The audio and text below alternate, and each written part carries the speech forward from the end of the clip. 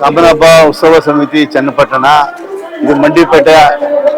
ಪ್ರತಿಯೊಬ್ಬ ವರ್ಷನೂ ಕಾಮನ ಹಬ್ಬವನ್ನು ಮಾಡ್ತೀವಿ. ಇಲ್ಲಿ ಪ್ರತಿಯೊಬ್ಬರು ವಿಜೃಂಭಣೆಯಿಂದ ಮಾಡ್ತಾ ಇರ್ತೀವಿ.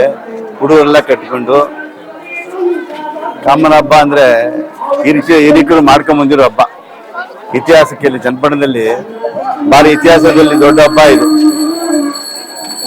ಎಲ್ಲ ಸೇರ್ಕೊಂಡು ಹಬ್ಬ ಮಾಡುವಂತ ಹಬ್ಬ. ಮಂಡಿಪೇಟೆ ಒಳಗಡೆ ಹುಡುಗರು, ಮಕ್ಕಳು, ನಮ್ಮ ಸ್ನೇಹಿತರು ಎಲ್ಲ ಸೇರ್ಕೊಂಡು ಹಬ್ಬ ಮಾಡ್ತಾರೆ.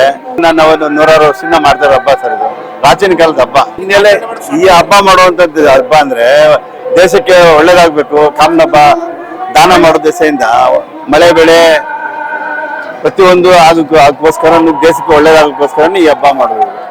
ಬರುತ್ತೆ ಫಸ್ಟ್ ಕಾಮಣ್ಣನ ಕುಣಿಸ್ತೀವಿ, ಆಮೇಲೆ ರಥಿ ಕುಣಿಸ್ತೀವಿ, ಮತ್ತೆ ಇನ್ನೊಂದೆಲ್ಲ ಕುಣಿಸಿ ಎಲ್ಲ ಒಂದೊಂದು ದಿವಸ ಒಂದೊಂದು ಒಬ್ಬೊಬ್ರದ್ದು ಸೇವೆ ಇರ್ತದೆ, ಪ್ರಸಾದ ಎಲ್ಲ ಇರ್ತದೆ. ಸ್ವಾಮಿ ಕಾರ್ಯ ನಡೀತಾ ಇರ್ತದೆ ಚೆನ್ನಾಗಿ. ಈ ಮಂಡಿಪೇಟೆನಲ್ಲಿ ಸುಮಾರು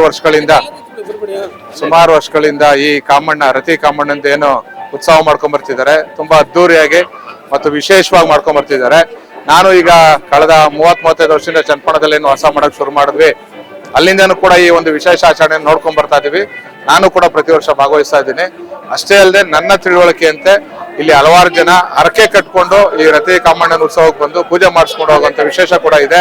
ಇಲ್ಲಿ ಪ್ರತಿದಿನನೂ ಒಂದೊಂದು ವಿಶೇಷತೆ ಇದೆ. ಈ ದಿನ ತಾವು ಗಮನಿಸಬಹುದು, ಬುಲೆಟ್ ಮೇಲೆ ರತಿ ಕಾಮಣ್ಣ ಕೂತಿರುವಂತದ್ದು. ಪ್ರತಿದಿನ ಒಂದೊಂದು ವಿಶೇಷತೆ ಇರುತ್ತೆ. ಇಲ್ಲಿ ಸುಮಾರು ವರ್ಷಗಳಿಂದ ಮಾಡ್ಕೊಂಡ್ ಬಂದಿರೋ ಒಂದು ಸಂಪ್ರದಾಯ ಆಚರಣೆನ ಇನ್ನೂ ಕೂಡ ನಮ್ಮ ಹಿಂದೂಗಳು ಇಲ್ಲಿ ಅನುಸರಿಸಿದ್ರೆ, ನಮ್ಮ ಮುಂದಿನ ಪೀಳಿಗೆಗೆ ನಾನು ಹೇಳೋದಿಷ್ಟೇ, ಈ ಒಂದು ಹಿಂದೂ ಸಂಪ್ರದಾಯದ ಆಚರಣೆಗಳೇನಿದೆ, ರೂಢಿ ಏನಿದೆ, ಇದನ್ನ ಮುಂದುವರಿಸ್ಕೊಂಡು ಹೋಗ್ಬೇಕು, ಬೆಳೆಸ್ಬೇಕು. ಮತ್ತೆ ಇದು ವಿಶೇಷವಾಗಿರೋದು ಚನ್ನಪಟ್ಟಣ ಸಾರ್ವಜನಿಕರು ಹೆಚ್ಚಿನ ಸಂಖ್ಯೆಯಲ್ಲಿ ಬಂದು ಈ ಒಂದು ಕಾರ್ಯಕ್ರಮ ಭಾಗವಹಿಸ್ಬೇಕು ಅಂತ ಹೇಳಿ ಕೇಳ್ಕೊತೀನಿ.